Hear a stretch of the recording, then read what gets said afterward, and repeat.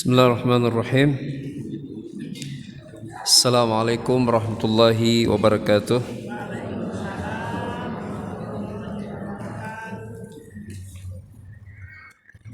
Alhamdulillah rabbil alamin wa bihi nasta'in ala umuri dunya waddin. Wassalatu wassalamu ala asyrafil anbiya wa mursalin wa ala alihi wa ashabihi ajma'in, amma ba'd. Akhwatal iman, Bapak Ibu yang dimuliakan Allah Subhanahu wa taala. Surah Asy-Syams ya. Tafsir surah Asy-Syams. Wasyamsi wadduhaha, ya, demi matahari dan waktu duha. Ini semuanya sumpah Allah Subhanahu wa taala, demi matahari, demi bulan, demi siang, demi malam dan demi langit. Makhluk-makhluk Allah yang besar sekali manfaatnya buat manusia, yang kita nggak bisa hidup tanpa ini. Nggak ada matahari kita nggak hidup, nggak ada bulan kita juga nggak hidup, nggak ada perhitungan, nggak tahu waktu, nggak ada bulan, nggak tahu Ramadan, nggak tahu Syawal, nggak tahu Dzulhijjah, nggak tahu Muharram, nggak tahu semua gitu. Bergantung kita. Nggak ada siang juga nggak bisa. Kalau matahari ada nggak? Ada matahari tapi nggak ada siang, ada. Nggak ada matahari tapi nggak ada terang. Sesekali nggak apa-apa, tapi kalau terus menerus maka kehidupan terganggu. Ya. Dulu kan pernah katanya waktu meletus Krakatau ya, sampai matahari tidak mencapai bumi sinarnya gara-gara kabut yang sangat tebal yang akhirnya berdampak pada musim dingin dan gagal panen di mana-mana. Ya kan, matahari nggak tembus, nggak terjadi proses fotosintetis dan seterusnya. Jadi ada syams, tidak ada nahar. Jadi nahar itu makhluk Allah, siang begini ini makhluk Allah. Maka jangan sembah matahari, jangan juga sembah siang, karena siang ternyata tidak harus ada gara-gara matahari. Jadi terang itu, siang itu karena Allah ingin terangkan, ingin jelaskan, karena bisa saja tertutup cahaya mataharinya atau sinar mataharinya. Berikutnya Allah bersumpah dengan al-lail, ya, malam. Ya nggak bisa nggak ada malam, kita nggak bisa hidup. Maksudnya nggak bisa hidup gimana? Cepat meninggal, terang terus, nggak sehat kan? Semua dokter, kalau kita main ke dokter pasti biasanya nasihatnya kalau nggak olahraga kurang istirahat. Kalau kita bilang, dok saya tidur kok dok, cukup. Bapak pasti tidur lampunya nyala, coba matikan lampunya, gelap. Mana ada orang sehat tidurnya seharian siang, enggak, tidurnya malam. Kita butuh malam biar kita sehat, biar kita hidup. Ya. Kemudian wassama, makhluk Allah lainnya yang melindungi kita, yang membuat hidup ini jadi indah. Ya, ada langit. Bapak Ibu, mungkin kita agak sulit memahami soal langit ini, ya kan? Apa sih emangnya kalau nggak ada langit kita nggak bisa hidup? Mungkin orang akan bilang gitu. Ya. Nah sekarang ilustrasikan aja, pernah nggak ngalamin suatu perjalanan di luar kota, gelap, langit mendung, tengah malam, gimana perasaannya itu? Ketakutan. Itu baru dari satu aspek. Ada rasa khawatir, rasa takut, gelisah, ya kan? Gelap. Maka langit ada yang bisa dilihat di sana. Ada siangnya, ada warnanya, ada awannya, malamnya ada bintangnya dan sebagainya. Ya, itu karena langit yang Allah Subhanahu wa taala ciptakan.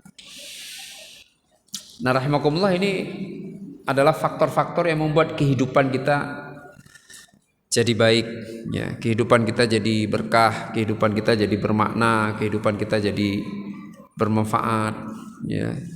Yang itu semua harus kita syukuri. Jadi Allah mengulang menyebut nikmat untuk menyadarkan kita bahwa cuma Allah yang bisa. Makanya ulama biasanya ngebahas ini, ayat ini, surat ini, dan kemudian mengatakan ini termasuk surat tauhid, ya, akidah. Jadi ada orang hebat tapi nggak bisa menciptakan matahari sampai detik ini. Secanggih apapun lampu nggak ada yang bisa menyamai terangnya matahari. Masya Allah. Apalagi bulan juga sama, nggak bisa. Sampai sekarang belum bisa. Ada yang memanipulasi sesuatu sehingga terlihat seolah-olah seperti bulan. Nggak ada yang berhasil. Siang juga sama, nggak bisa. Ya. Ada nggak teknologi yang bisa menggantikan suasana hujan mendung yang gelap di siang hari itu, merubah suasana itu menjadi suasana siang yang terang benderang? Nggak ada. Rahimakumullah. Cuma Allah yang bisa tauhid. Kemudian lail, malam juga sama, langit juga sama. Jadi ini ayat-ayat tauhid seperti itu. Nah, nama surat ini kan kita terkenalnya Asy-Syams. Tapi Ibnu Katsir waktu menafsirkan surat ini di awalnya itu menyebut ini kita masuk ke dalam tafsir surat Wasyamsi Wadduhaha. Jadi Ibnu Katsir menyebut nama surat ini dengan ayat pertamanya. Nah, nanti Bapak Ibu kalau ada yang surat Asy-Syams apa surat Wasyamsi Wadduhaha, itu sama saja, surat yang sama, ya. Nah, sekarang kita bahas ya satu persatu biar selesai sampai wa nafsin wa masawwaha, nanti semuanya wal ardi wa matahaha. Mulai dari wasyams wa duhaha, demi matahari dan duhanya. Pertanyaannya, ha itu larinya kemana? Ha itu nya, duha, ha-nya, kata ganti. Nya itu apa? Matahari dan waktu duhanya, gitu. Waktu duha. Kapan itu duha? Ba'da syuruq. Syuruq itu dianggap sebagai bidayatud duha, awal dari duha. Berapa ini setelah masuk waktu subuh, sejam 15 menit kurang lebih, atau sejam 30 lah ya. Ya, sekitar kurang lebih sejam 30 menit itu syuruq. Nah, itu penanda masuknya duha. Awal duha itu syuruq. Terus itu dinamakan duha. Ya. Nah, rahimakumullah, bicara duha, ulama itu mengatakan duha itu menunjukkan peran matahari dalam kehidupan. Apa saja perannya? Satu, sinar. Ya. Jadi kalau nggak ada sinar, nggak ada cahaya, ya kita gelap. Mahal sekali untuk membiayai listrik sepanjang hari kan. Kita cuma pakai listrik malam doang, mahalnya luar biasa, apalagi kalau 24 jam. Tapi dengan matahari, Masya Allah, sinarnya. Dan sampai sekarang, sampai hari kiamat, gak ada yang bisa menandingi teknologi ciptaan Allah ini. Tidak cukup sampai di situ akhirnya kan. Manusia baru sekarang sadar setelah berjuta tahun matahari ada bahwa ternyata sinar matahari bisa disimpan sebagai energi kan, bisa disedot dan tidak habis. Pernah nggak ada kekhawatiran kalau terlalu banyak penggunaan alat untuk menyimpan sinar matahari, ini sinar mataharinya habis sih? Nggak habis-habis energinya. Yang kedua, naharnya, nanti yang kita dibahas di ayat berikutnya itu. Gara-gara ada matahari, maka Allah juga ciptakan siangnya. Itu juga nikmat lain yang diberikan oleh matahari. Dan yang ketiga adalah harnya, panasnya. Ya salam. Yang ketiganya kita butuhkan, nggak bisa dihadirkan oleh apapun. Mana ada orang olahraga malam biar panas maka pasang lampu biar kita gerah. Ini nggak ngaruh lah. Mau gerah keringetan ya olahraganya siang waktu matahari terang. Rahimakumullah. 3 hal, dan luar biasanya apa? Itu yang menyebut ketiga-tiga hal itu bukan ulama sekarang, ulama hidup abad kedua, ketiga Hijriyah. Bayangkan cerdasnya manusia ketika ia mau membaca kalam Tuhan. Baru sekarang orang cerita tentang fotosintesis, apalagi klorofil, macam-macam, yang semuanya berawal dari adanya matahari. Cahayanya, sinarnya, terangnya, panasnya. Allah karim. Bapak Ibu pengen tambahkan? Apalagi yang Bapak Ibu pengen tambahkan tentang matahari? Yang jarang disebut oleh orang zaman dulu, apa Bapak Ibu? Hah? Nggak suka jalan-jalan ya? Indahnya bukan? Orang suka bangun sebelum subuh pengen lihat matahari sunrise. Orang suka jelang maghrib ke pantai pengen lihat.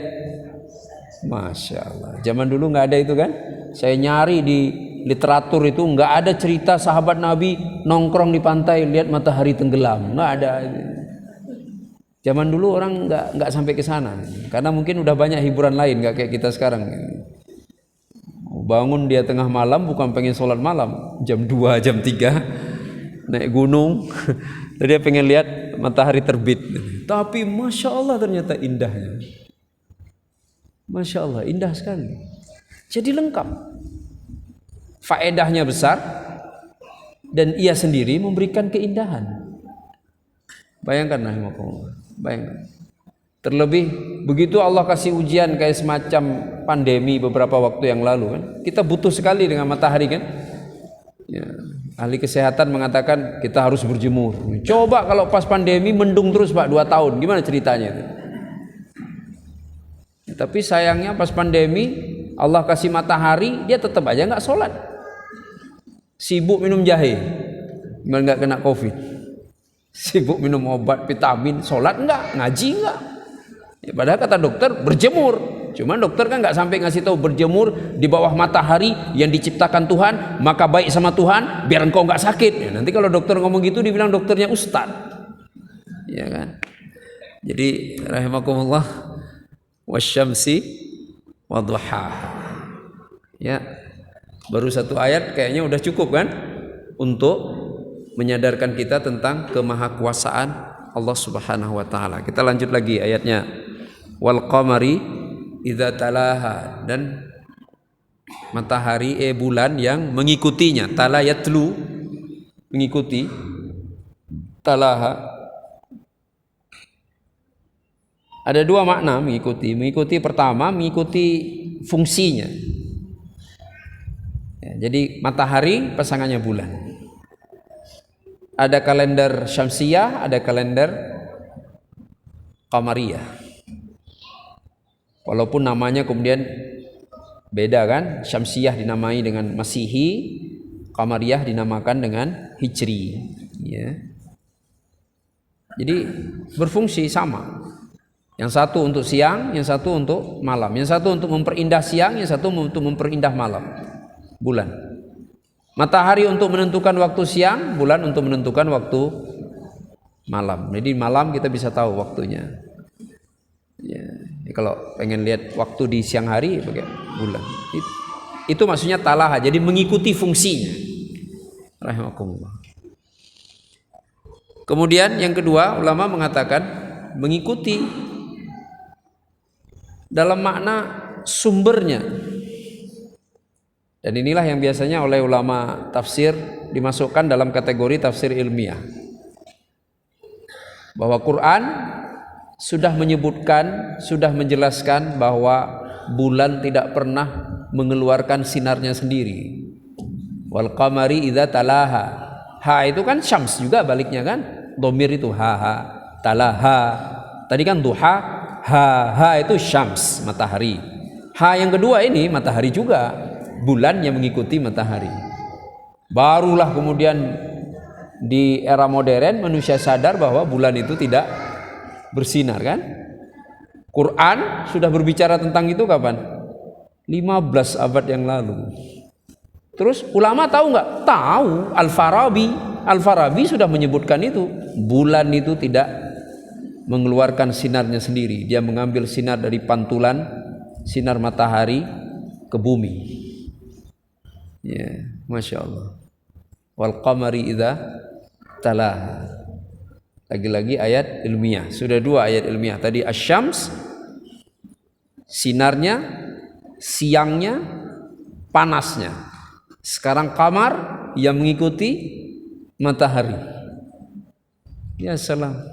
Kalau Quran bukan dari Allah, bikinan Muhammad sallallahu alaihi wasallam, maka enggak mungkin bisa sedetail dan seakurat ini berbicara tentang semesta.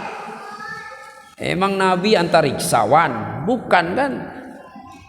Emang Nabi astronot? Emang pernah naik ke bulan? Enggak. Maka ini membuktikan Al-Quran sepenuhnya, seluruhnya otentik, bersumber dari Allah Subhanahu wa taala. Nah, baru sampai di sini saja harusnya iman kita bertambah sama Allah. Enak kan? Orang Islam itu, Bapak Ibu, dia mau jadi apapun tentram dadanya, hatinya. Kenapa? Enggak bertolak belakang dengan agamanya. Mana ada dalam Islam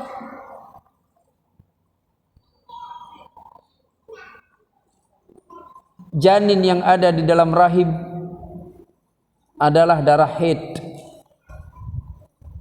Islam enggak pernah ngomong begitu. Maka jadi dokter Muslim tenang, nggak buka Quran lagi, karena match, berkesesuaian. Karena Quran dari Tuhan, kita diciptakan Tuhan.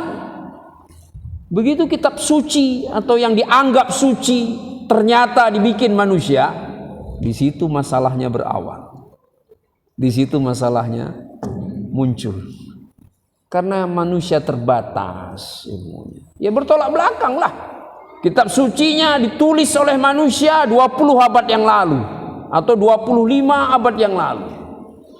Dibaca oleh manusia yang hidup di abad sekarang. Ya pasti akan kontradiksi. Mana mungkin manusia serba tahu.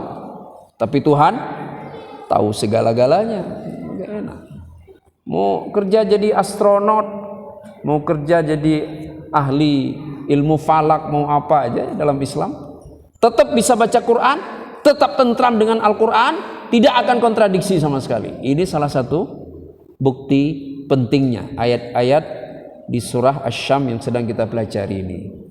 Rahimakumullah. Karena sudah tenang berislam, maka beramallah, itu maksudnya. Iya kan? Jadi nggak usah lagi khawatir dengan kebenarannya. Sampaikan. Orang benar itu pede karena benar. Maka pede di dalam Islam, percaya diri itu tidak pernah direkayasa. Percaya diri berbasis kepada keyakinan. Keyakinan berbasis kepada pengetahuan. Pengetahuan berbasis kepada sumber informasi yang akurat. Tuhan tidak pernah salah. Ya, tiba-tiba kita dituduh apa?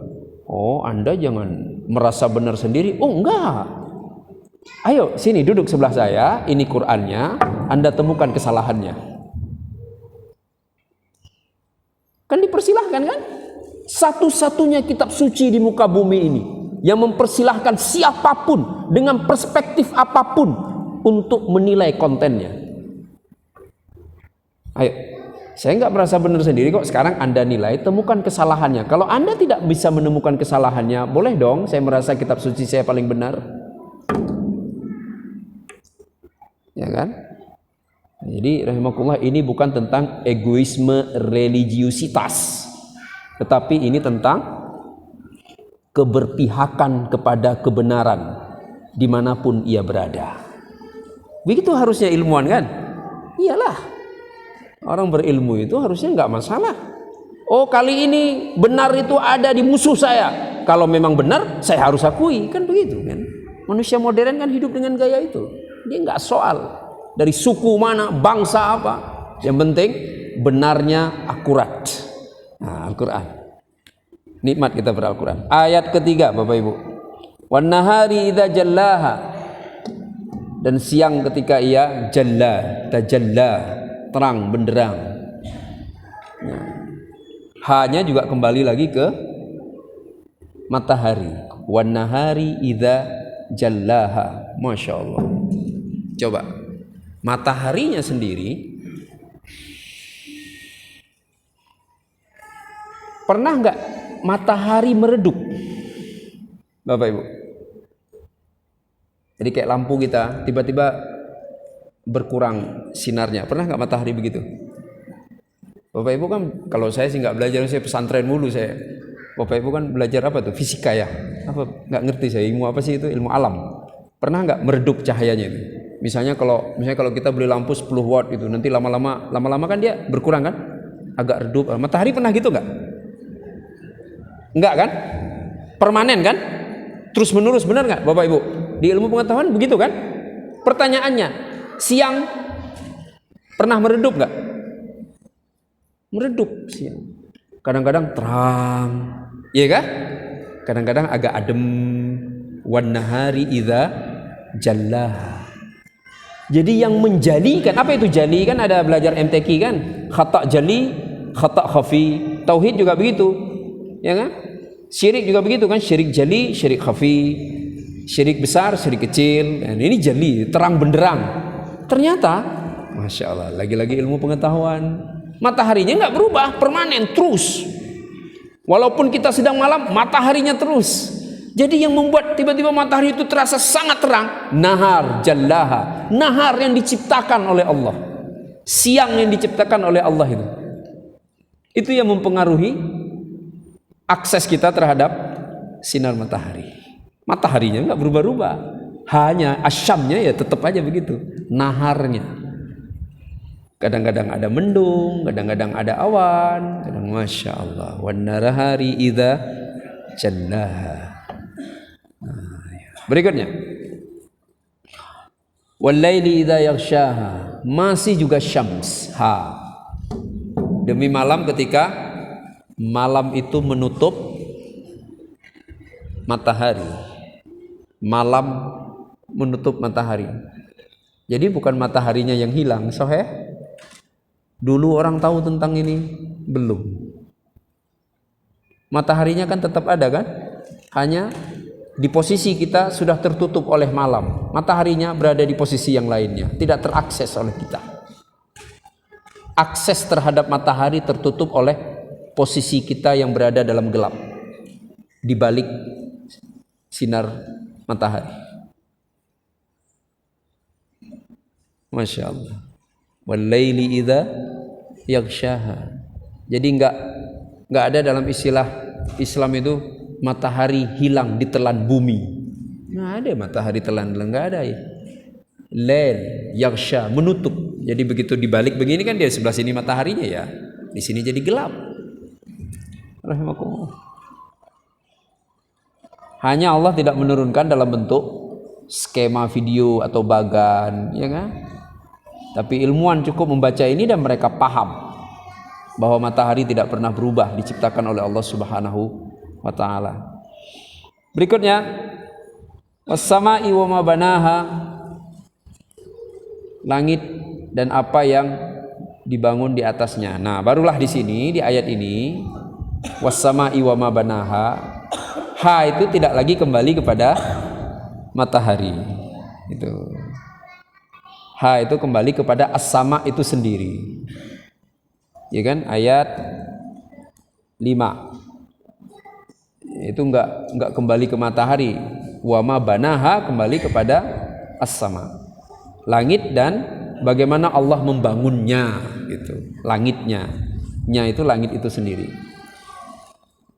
Ya Allah minta kita untuk membandingkan sebenarnya antara bangunan yang kita bangun dengan langit yang dibangun oleh Allah Subhanahu wa taala. Berikutnya wal ardi wa ma tahaha. Ini juga kembali kepada art. Ha di sini. Taha itu dihamparkan. Bassata. Ya, dihamparkan. Dan bumi ketika ini yang jadi soal nih. Nah, ayat ini biasanya yang didiskusikan panjang lebar hari ini. Mereka sebagian menuduh, wah ini bukti Al-Quran nggak akurat katanya. Yang lainnya udah benar, giliran bumi kok terhampar? Kan bumi harusnya bulat. Kok bumi terhampar? Padahal tahaha itu bermakna dari bahasa Arab istiqrar. Istiqrar. Bahwa manusia bisa hidup nyaman di atas bumi. Ilmu pengetahuan kan sudah canggih Bapak Ibu. Banget canggihnya. Manusia sudah ke bulan dan sudah bahkan bisa melihat tempat yang lebih jauh lagi dari bulan. Pertanyaannya, apa yang membuat, misalnya pertanyaan sederhana saja, apa yang membuat manusia sampai hari ini belum membuat satupun stasiun luar angkasa yang dibangun di atas permukaan bulan, nempel ke bulan? Kan katanya sudah sampai bulan. Apa maknanya? Menurut Al-Quran, menurut Allah, satu-satunya planet yang layak untuk ditempati cuma bumi. Tahaha. Dibuatlah bumi ini mustaqir. Maka manusia bisa dengan mudah nyaman tinggal di atas bumi. Tidak demikian halnya dengan planet-planet yang lain. Itu maknanya. Ya kita nggak tahu kedepannya apa, tiba-tiba manusia akan bisa menemukan planet yang mereka bisa tinggal tetap tentram nyaman di dalamnya. Wallahu a'lam bishawab. Tapi yang kita pahami dari ayat ini bahwa cuma bumi yang bisa seperti itu, memberikan ketentraman, kenyamanan untuk ditinggali, ditempati oleh manusia. Kelas dulu informasi ini kesannya biasa. Ya emang bisa orang kita bangun rumah dari kita kecil, dari nenek moyang kita bikin rumah di atas bumi, biasa aja lah. Harusnya Allah nggak perlu mendeklar ini, misalnya gitu kan. Ternyata apa yang terjadi? Di riset kan, ada apa di perut bumi? Ada apa Bapak Ibu? Bola api kan? Di dalamnya bergejolak. Api yang suhunya cukup panas. Kita di atasnya tenang nggak hidupnya? Pernah nggak tiba-tiba merasa kok ubin saya atau lantai rumah saya jadi panas ini, kayak nggak ada kan? Biasa aja kan? Kecuali sesekali terjadi gempa bumi, itulah musibah. Secara umum hari-hari kita tentram dan nyaman. Siapa yang membuatnya seperti itu? Jawabannya Allah Subhanahu wa ta'ala. Masya Allah, rahimakumullah. Jadi yang menentramkan itu Allah. Nah ini yang sedih kan? Apa yang kita sedihkan ini? Ditentramkan sama Allah. Di bawahnya lahar, panas, jalur Merapi, jalur api, bahkan istilahnya kan cincin api.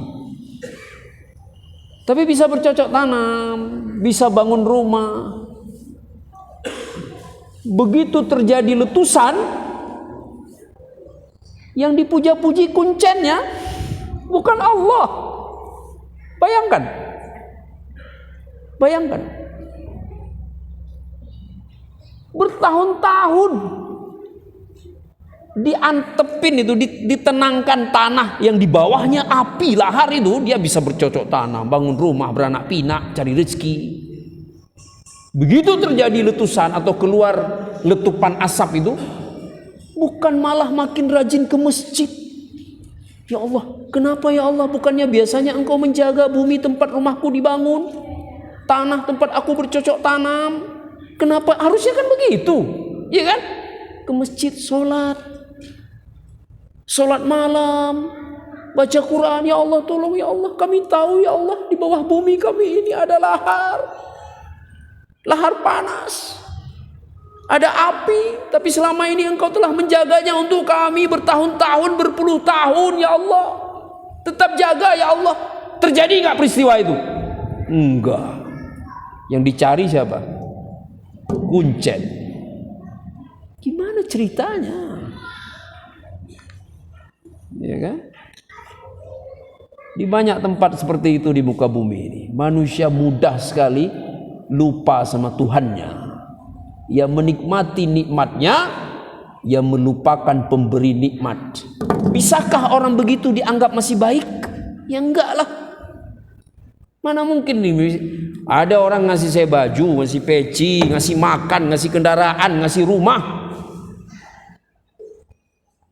Suatu hari dia nggak ngasih lagi. Si A itu berpuluh tahun, rumah, kendaraan, uang, semuanya. Suatu hari dia nggak ngasih. Begitu dia nggak ngasih, bukannya saya datang ke dia ngomong, Pak, kok Anda nggak ngasih lagi ya? Saya salah apa? Enggak begitu, tapi saya pergi ke orang lain. Pergi ke orang lain, saya minta maaf ke si B. B, maafin saya ya. Pusinglah si B. Apa salah saya, kata si B? Apa urusannya sama saya? Bayangkan, maka hati-hati Bapak Ibu, hati-hati sekali. Kita buru-buru merasa baik karena baik sama manusia. Ukuran baiknya manusia itu karena dia baik sama Tuhannya. Karena Tuhanlah pemberi segala-galanya, mulai dari nyawa, sehat, badan, bumi, langit, isinya. Tuhan sumbernya. Masa ke Tuhan dia nggak terima kasih? Terus dia ngomong ke orang-orang, jangan lupa terima kasih sama manusia. Manusia itu adalah orang yang baik dengan sesama. Lah, Tuhan dulu. Emang bisa manusia mencabut nyawa orang? Enggak. Tuhan pemberi nyawa, Tuhan yang mencabutnya. Maka mereka yang baik sama Tuhannya, insya Allah pasti akan baik dengan sesama manusia. Buktinya Muhammad sallallahu alaihi wasallam. Iya kan? Rahimakumullah.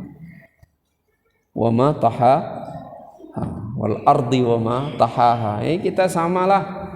Sekarang kita sedang hidup enak, tenang, tentram, bumi ini enggak gerak-gerak kan? Enggak ada gempanya. Maka kita terima kasih sama Allah. Karena ini enggak ada peran teknologi sama sekali, enggak ada urusannya dengan bangsa tertentu, maka enggak akan gempa, itu enggak ada. Nggak ada urusan dengan kecanggihan teknologi. Banyak negara maju yang harus mengalami gempa yang luar biasa. Urusannya dengan Allah Subhanahu wa ta'ala. Wa ma tahaha. Kelas itu perspektif tauhidnya. Berikutnya, wa nafsin wa ma sawaha. Ini masuk ke jiwa. Setelah yang tadi semua makhluk-makhluk. Nah, sawaha di sini juga ke nafs, jiwa. Wa nafsin wa ma sawaha. Jiwa dan apa yang disempurnakannya. Jiwa manusia berbeda dengan jiwa-jiwa makhluk yang lain.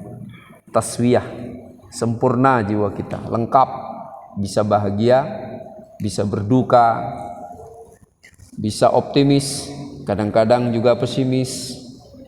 Ya. Nafsin wa ma sawaha. Maka karena disempurnakan oleh Allah Subhanahu wa taala, Allah beri ujian. Fa'alhamaha fujuraha wa taqwaha. Pertanyaannya, apa itu ilham? Maka ia mengilhaminya. Siapa yang mengilhaminya? Allah. Apa itu ilham? Ilham itu rahimakumullah at-ta'rif wa tamkin. Itu ilham. Jadi kalau Allah memberikan kita ilham, berarti Allah memberikan kita kemampuan untuk mengenali dan kemampuan untuk melakukan atau meninggalkan. Itu maksudnya. Itu fa'alhamaha. At-ta'rif wal ifhamu lisyai'. Itu nomor satunya ilham. Apa bisa?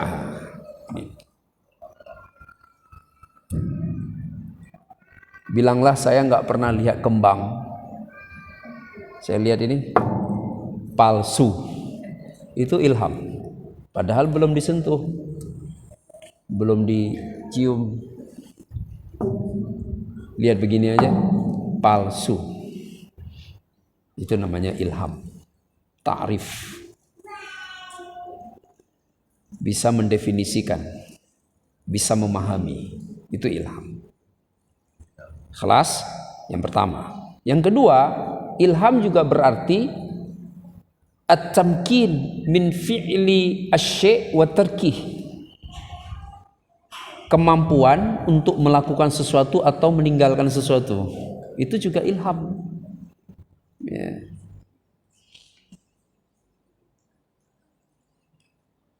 Tiba-tiba remblong. Ya kan?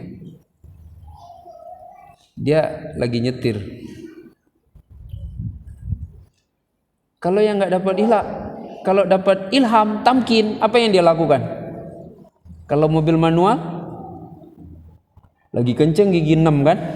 Dia oper ke 5, oper ke 4, oper ke 3, oper ke 2, oper ke 1. Jalannya terus melipir ke pinggir.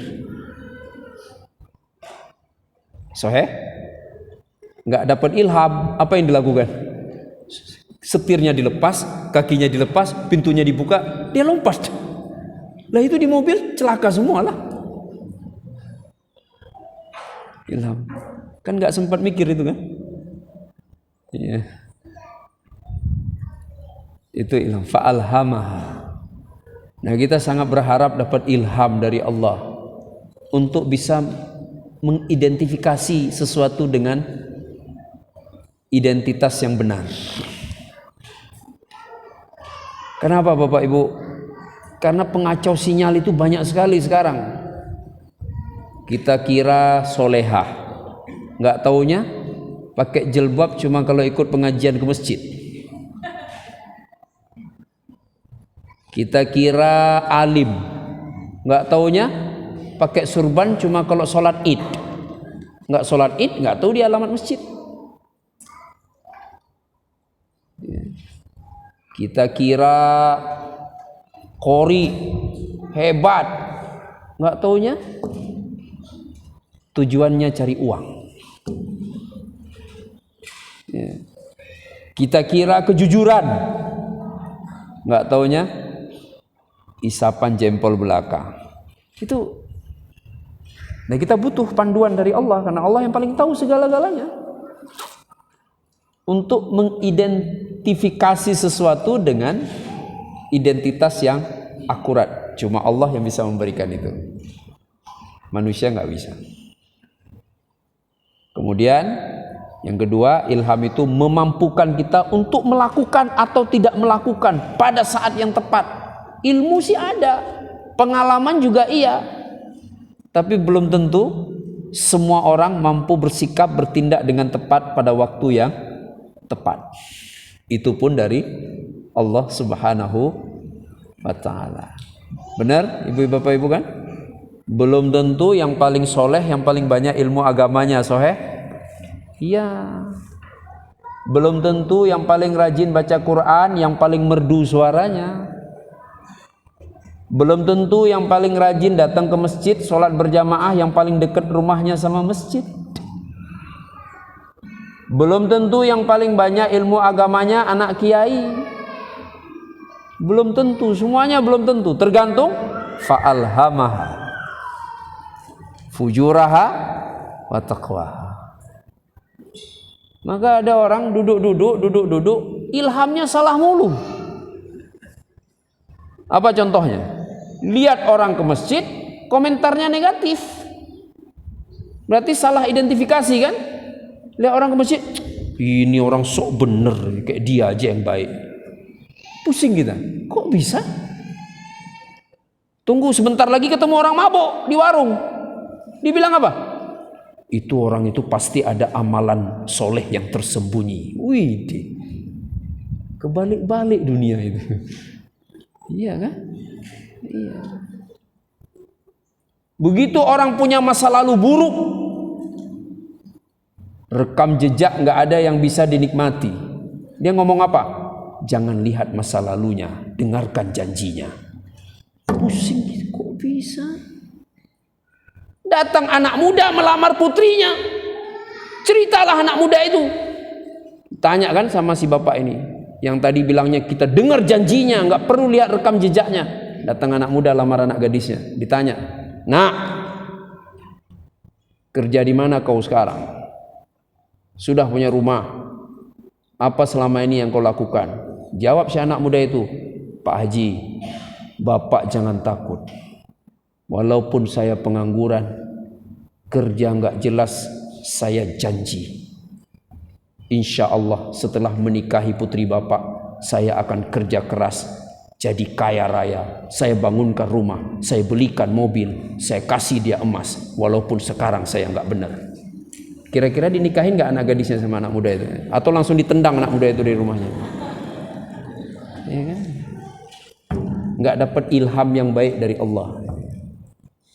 Rahimakumullah. Jadi saudaraku yang dimuliakan Allah Subhanahu wa taala, kita perlu ini. Jadi kalau kita nggak dekat sama Allah, Allah nggak akan berikan. Identifikasi kita akan salah terus kalau kita jauh dari Allah. Kita kira istri kita udah solehah, lagi dia dari rajin ngaji, padahal nggak taunya enggak.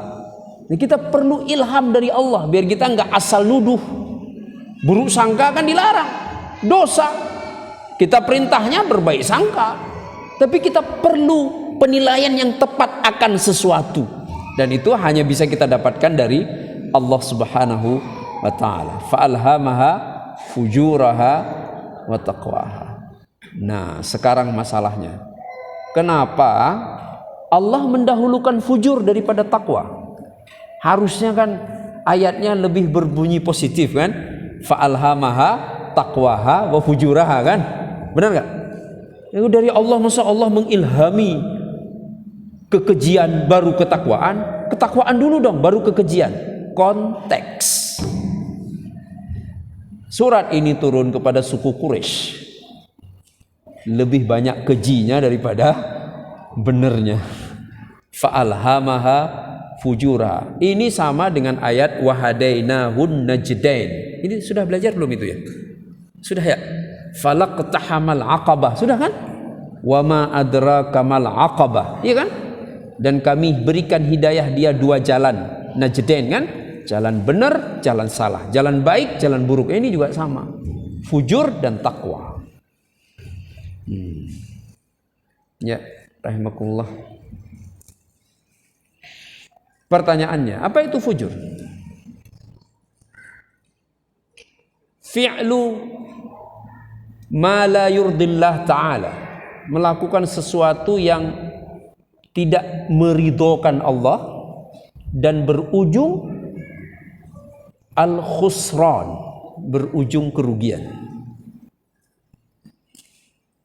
Itu fujur.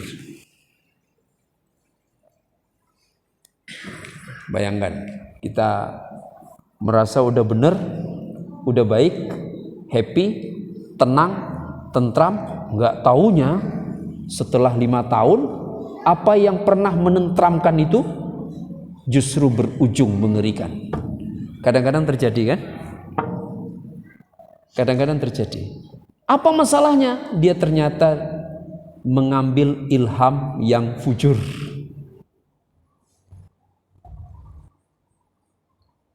Dalam ayat yang lain, misalnya dalam surah Al-Qalam, Allah menyebutnya dengan istilah istidraj. Ya, fa'alhamaha fujura. Kita perlu dekat sama Allah. Kok bisa ya Allah? Saya berjuang, saya berbuat, pernah bahagia, pernah menikmati, tapi kenapa ujungnya selalu harus begini? Ujungnya selalu harus mengecewakan. Jawabannya mudah saja. Berarti sempat lupa sama Allah. Tamam? Ibu-ibu, bapak-bapak pengen ilustrasinya? Yang paling mudah yang selalu terjadi dalam siklus kehidupan kita, kehadiran bayi, anak, iya kah? Emang ada orang dapat anak nangis? Enggak adalah. Bahagia. Bahagia. Tapi apakah ujungnya akan bahagia? Tergantung. Kalau dapat ilham yang baik orang tuanya, maka dia akan didik dengan benar anaknya. Orang tua zaman dulu, coba lihat orang tua zaman dulu. Kesannya terlihat agak tegas, keras sama anaknya, tapi ujungnya Masya Allah. Sekarang nggak perlu nunggu ujung, nggak perlu nunggu anak dewasa, SMP aja udah ngelawan. Dulu mana ada anak berani ngomong kasar sama orang tuanya? Nggak ada kan? Nggak ada. Dulu kalau ditegur diem, takut. Sekarang ditegur dibales. Kayak dia aja yang bener. Astagfirullahaladzim. Anak sekarang berani begitu kan? Salah anak atau salah orang tuanya? Salah orang tua lah. Apa urusannya sama anak? Namanya aja anak. Ya, jadi kita pengen dapat ilham baik dari Allah agar apa yang kita lakukan itu jangan sampai selalu berujung kerugian. Terus apa itu takwa? Takwa itu al-ityanu bima yurdillah, menghadirkan sesuatu yang diridai oleh Allah Subhanahu wa ta'ala. Kontennya ada dalam ketaatan dan kesolehan. Itulah takwa. Ya. Jadi ujungnya keuntungan, ujungnya kebahagiaan. Itu kalau takwa. Kita lanjutkan ayatnya. Qad aflaha man zakkaha. Aflah. Apa itu aflah? Aflah itu ad-dufru bil matlub. Dufru itu bil matlub, bisa mencengkram apa yang diinginkan. Wah. Kalau gini bukan ad-dufru namanya. Kalau ad-dufru itu benar-benar dapat apa yang diinginkan, itulah aflah. Maka diterjemahkan beruntung.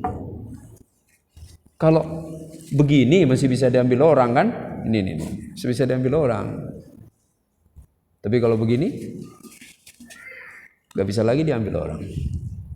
Aflah man zakkaha. Tazkiyatun nafs. Tazkiyatun nafs itu melakukan sesuatu yang menyelamatkan. Yang kedua, serius untuk melindungi diri. Jadi ada upaya untuk mendapatkan keselamatan dan ada keseriusan agar diri benar-benar terproteksi. Rahimakumullah. Ini mirip kayak kalau di kendaraan itu kan, kita di motor misalnya Bapak Ibu maaf, kan ada rem kan, sama ada helm ya. Ya. Rem itu yang upaya pertamanya itu agar selamat. Kalau kita naik motor, naik kendaraan nggak ada remnya ya nggak berani kan? Nggak berani lah. Nggak usah motor, sepedanya nggak berani. Ya, pastiin dulu remnya ada, kayak goes kita. Soheh. Nah, terus pakai helm. Itu keseriusan pakai helm. Untuk keselamatan. Jadi dua aspek itu harus ada, yang sifatnya permanen, yang sifatnya insidentil. Itu tazkiyah. Upaya itu jika dilakukan maka kita akan aflah. Ya. Harus selalu jaga jarak dengan yang salah. Itu kan nggak bisa ditawar-tawar, nggak bisa. Kadang-kadang deket sama yang salah, kadang-kadang jauh, nggak harus jauh terus. Istinab bahasa agamanya kan, istinab itu bersebelahan, ngambil jarak. Tapi di saat yang sama kita juga harus ada kewaspadaan, ada rem yang nggak selalu kita pencet. Hanya ketika ada resiko kita ngerem, gitu. Baru kita beruntung. Maka siapa yang cepat, yang cepat adalah yang selamat, ya kan? Yang nggak selamat nggak dikatakan cepat, orang nggak bisa sampai garis finish kan? Iya. Siapa yang cepat, yang selamat. Baru siapa yang paling cepat di antara yang selamat, nah baru yang juara satunya, juara duanya, juara tiganya. Tiba-tiba kita nggak perlu rem lagi, kita nggak perlu proteksi lagi. Ini baik semuanya, itu bahaya rahimakumullah. Makanya kenapa negara itu boleh nggak ada tentara? Ada kan negara nggak ada tentara kan? Ada di dunia beberapa negara nggak ada tentaranya. Tapi pertanyaannya, ada nggak negara di dunia nggak ada polisinya? Nggak ada. Jadi nggak ada remnya kan? Kalau ada apa-apa, ya. Jadi rahimakumullah, ini yang perlu kita pahami bersama agar kita beruntung. Keren sekali ayat-ayat Allah Subhanahu Wa Taala, coba. Ya.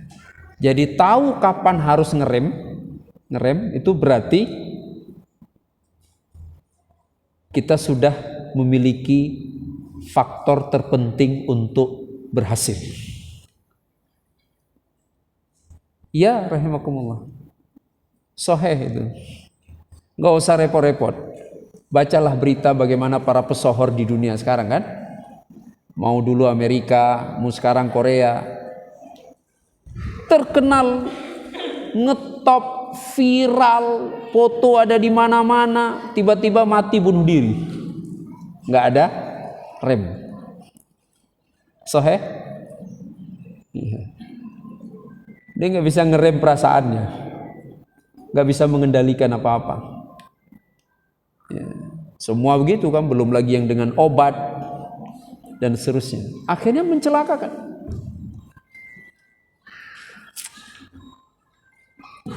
Wa qad khaba man dassaha,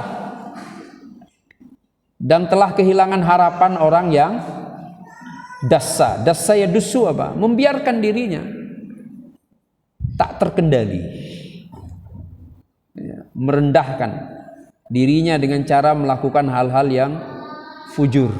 Khaba itu khaibatul amal, hilang harapan. Nggak ada lagi apa-apa. Ya. Jadi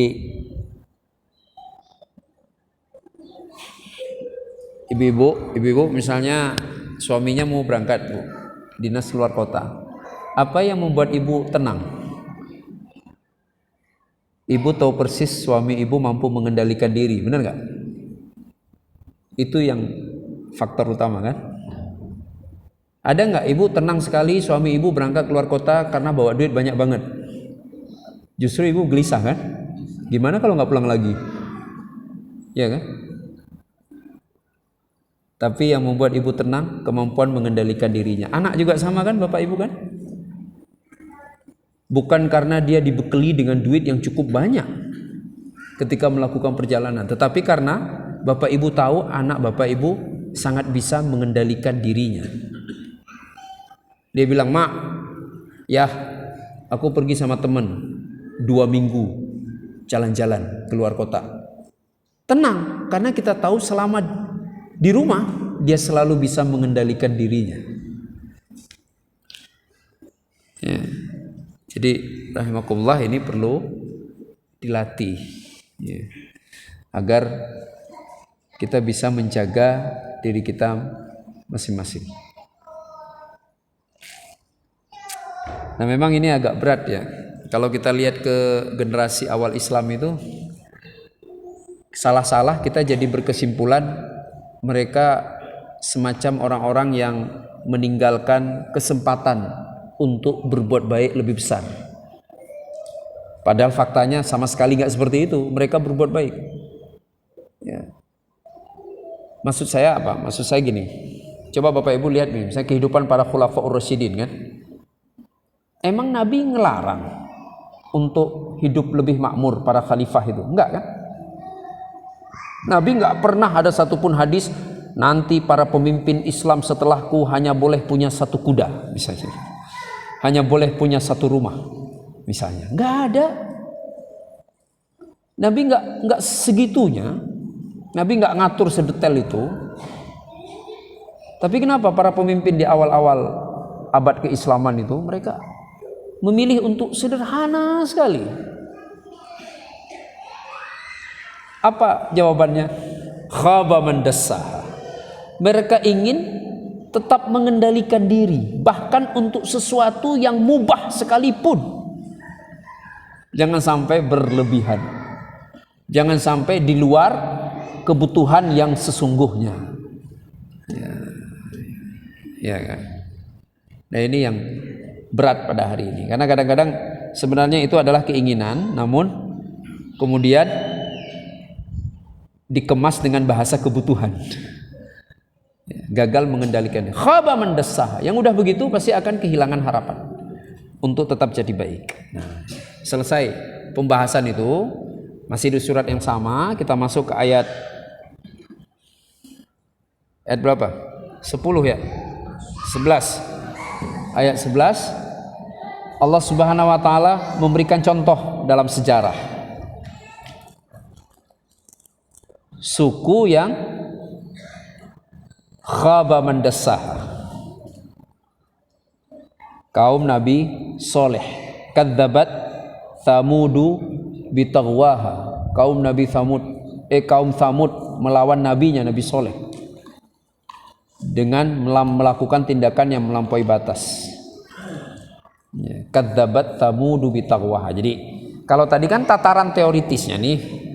Nah, sekarang dalam prakteknya yang paling perlu diwaspadai, jangan sampai kadzdzaba, mendustakan, menganggap agama tidak sepenuhnya benar. Kelas ayat berikutnya, idzim ba'atsa ashqaha.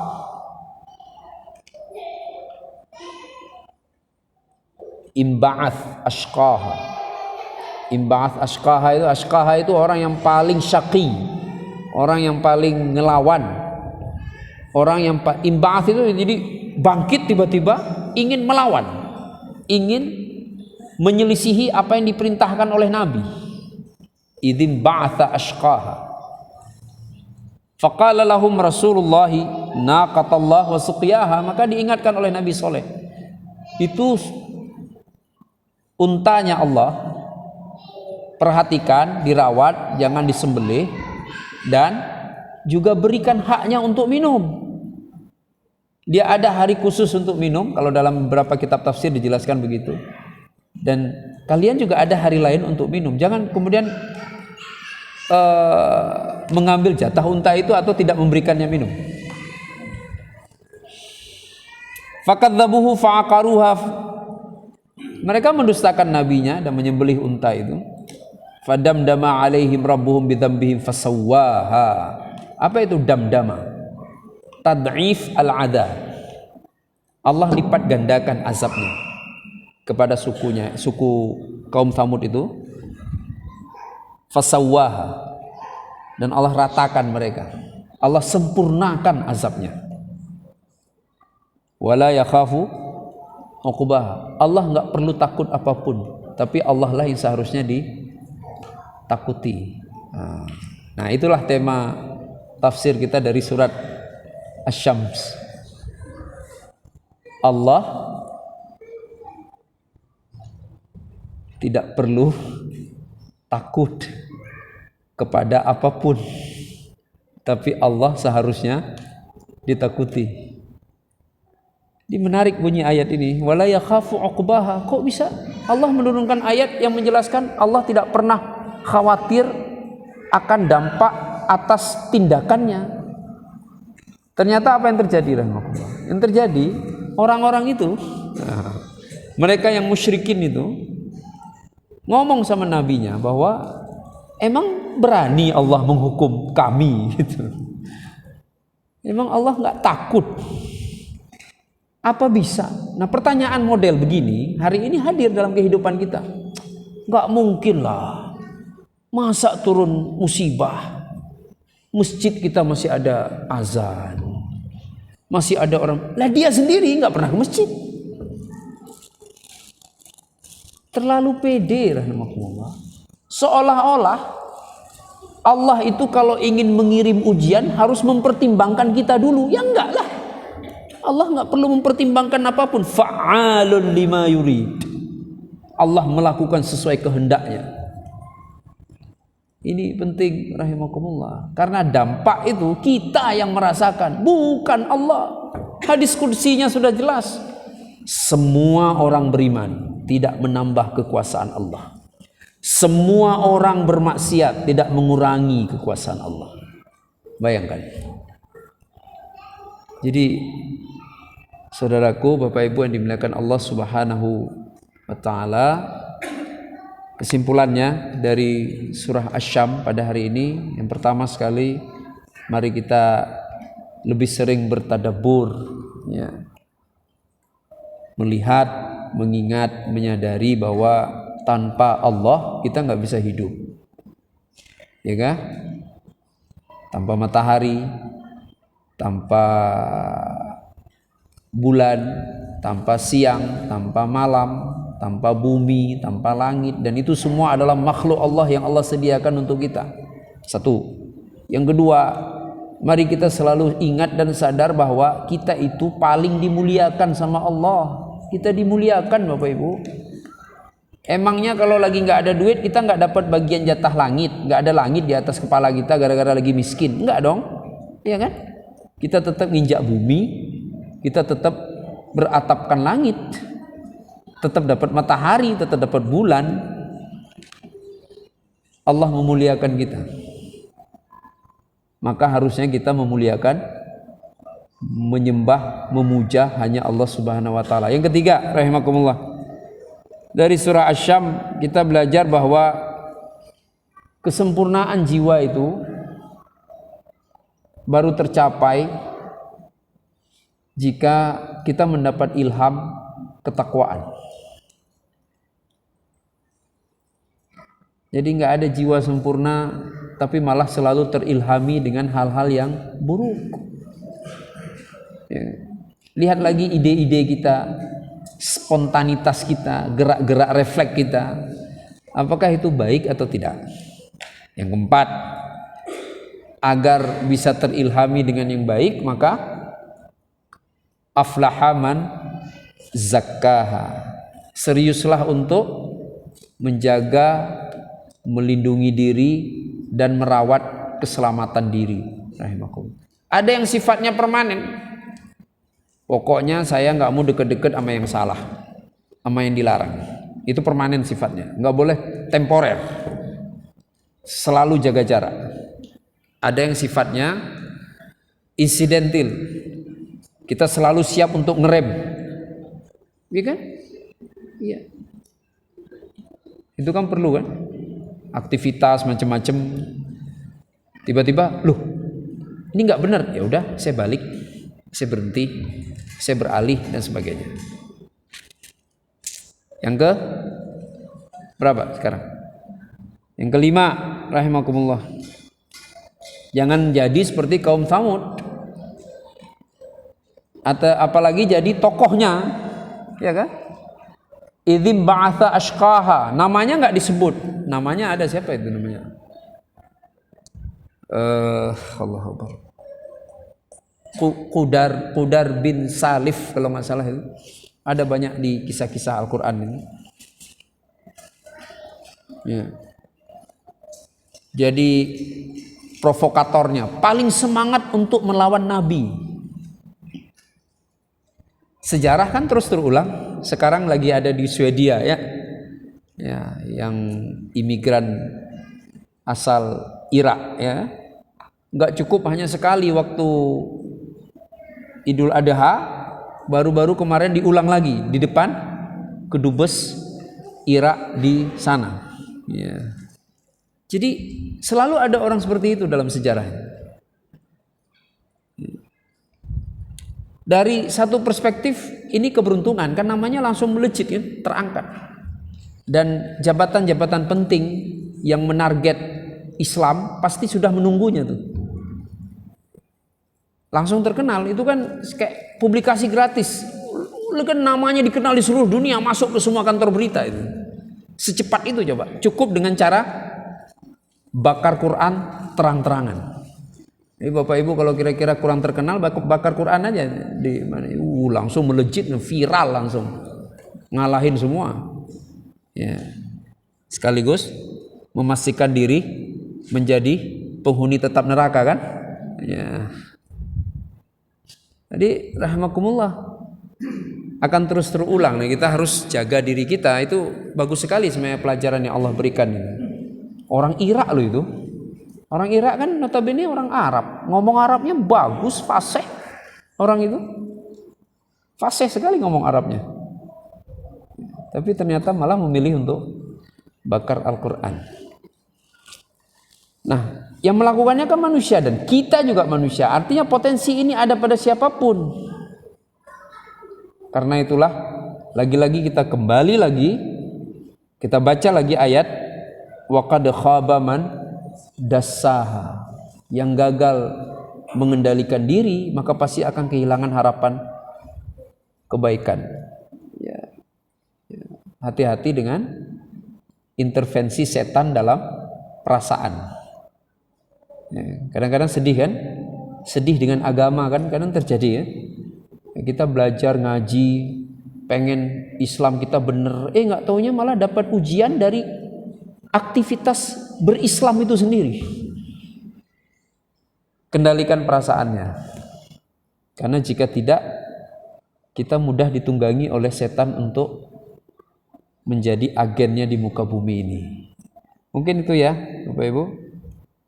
Nah, keseluruhan ini menjelaskan kepada kita bahwa Allah tidak takut apapun untuk melakukan apapun. Maka jangan pernah kepedean.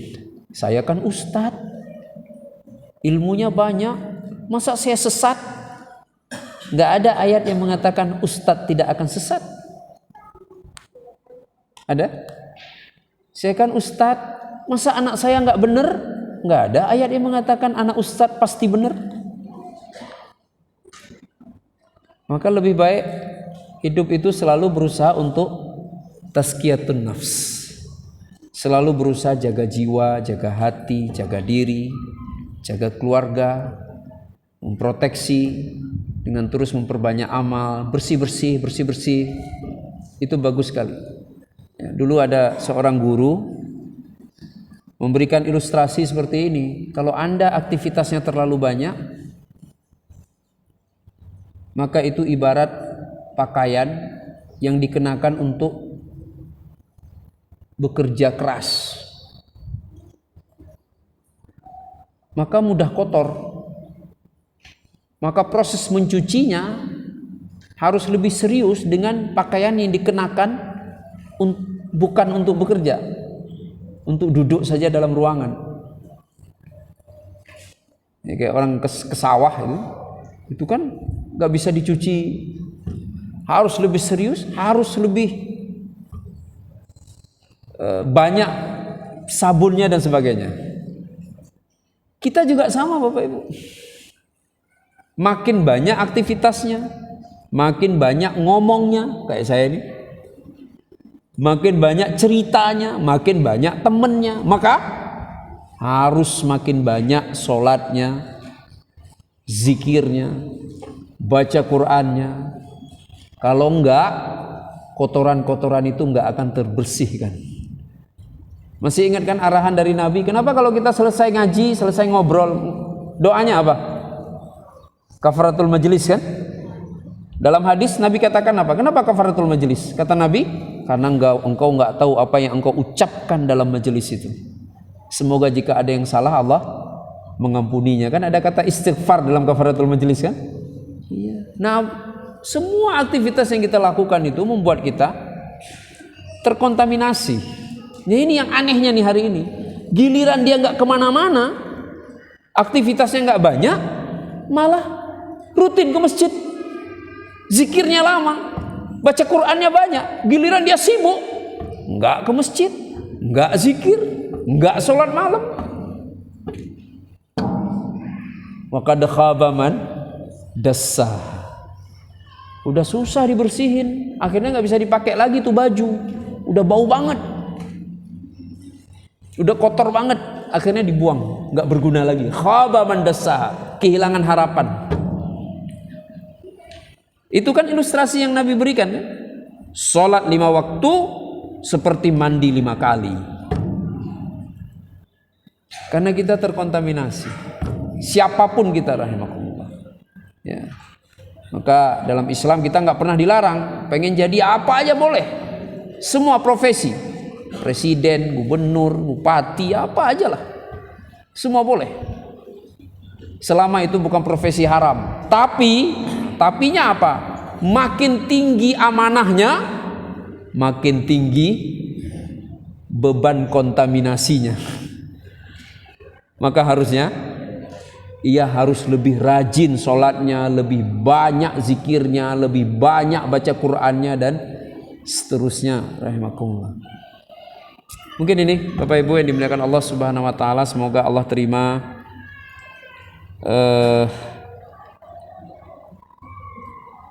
amalan yang kita lakukan selama ini. Allah ijabah doa-doa kita.